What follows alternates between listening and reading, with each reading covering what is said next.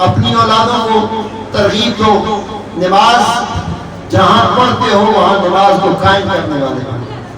نماز قائم کیسے ہوتی ہے؟ گالی نہیں دینی بھائی، غیبت نہیں کرنی بھائی، جھوٹ نہیں بولنا، بے حیائی کے رستے پہ مت چلو، یہ وہ فسادی رستہ ہے جس کی وجہ سے ہم اپنی بنیادوں کو کھو بیٹھتے ہیں۔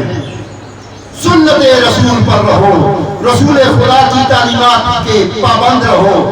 جب آپ اپنے ماں باپ کو پیر بنا لو گے، ان کے قدم چومو گے، اپنے ماں باپ اپنی ماں کی پیشانی کو چومو گے، حضور علیہ السلام نے فرمایا جو شخص اپنی ماں کی پیشانی کو چومتا ہے اور ماں راضی ہو تو اللہ کے محبوب نے فرمایا اس پر جہنم کی آگ کو حرام کر دیا جاتا ہے۔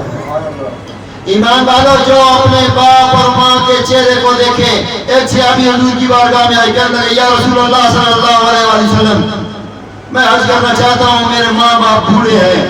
حضور علیہ السلام نے فرمایا اپنے ماں باپ کے چہرے کو دیکھو، ایک مقبول حج کا ثواب ملے گا۔ ماں باپ کے چہرے کو دیکھنا بھی ایک مقبول حج کا ثواب ہے۔ صاحبان علی وقار، اپنے ماں باپ کے خادم بنو، تابعدار بنو، اپنی زبانوں میں مٹھاس پیدا کرو۔ جب ماں باپ کی تعلیمات کی طرف آ جاؤ گے، ماں باپ کے خدمتگار بن جاؤ گے، ماں باپ کے تابعدار بن جاؤ گے، خدا قسم آپ کی عبادت میں مٹھاس آ جائے گی، آپ کو لذت محسوس ہوگی۔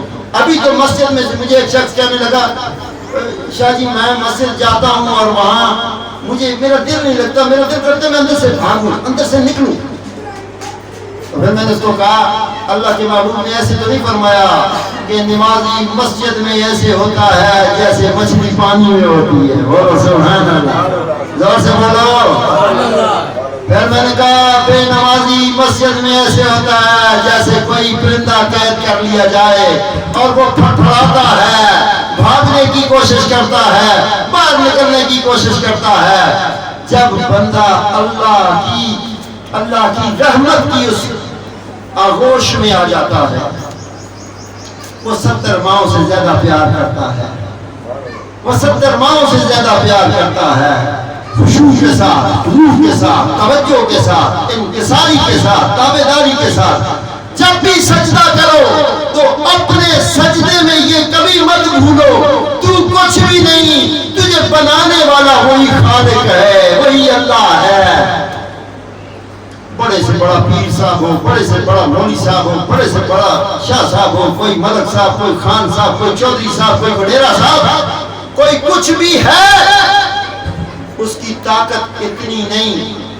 آخری وقت جب اس پر آتا ہے تو رب کائنات اس کی وہ کھانے کی صلاحیت، جس منہ سے وہ 2-2 3-3 روٹیاں کھانے والا، 4-4 5-5 جو ہے نا وہ روٹیاں کھانے والا، آخری وقت اس کے منہ میں دودھ ڈالا جاتا ہے اور وہ دودھ کو بھی واپس کر رہا ہوتا ہے۔ لوگوں تیری اوقات کیا ہے؟ اپنے ہاتھ کو تو ہلا نہیں سکتا، جو تو اپنے ہاتھ سے 10-10 بندوں کی گردنوں کو دبوچنے والے، اپنے کلاشن کوف کے روپ دکھانے والے، جب خدا کی طرف سے آواز آتی ہے اب تیار ہو جا، میرا امتحان شروع ہو چکا۔ اس مشکل وقت میں آپ لوگوں سے یہ کہوں گا، ایک تو قرآن کی تلاوت کو عام کرو، بولو سبحان اللہ، غور سے بولو سبحان اللہ، قرآن زیادہ پڑھو، زیادہ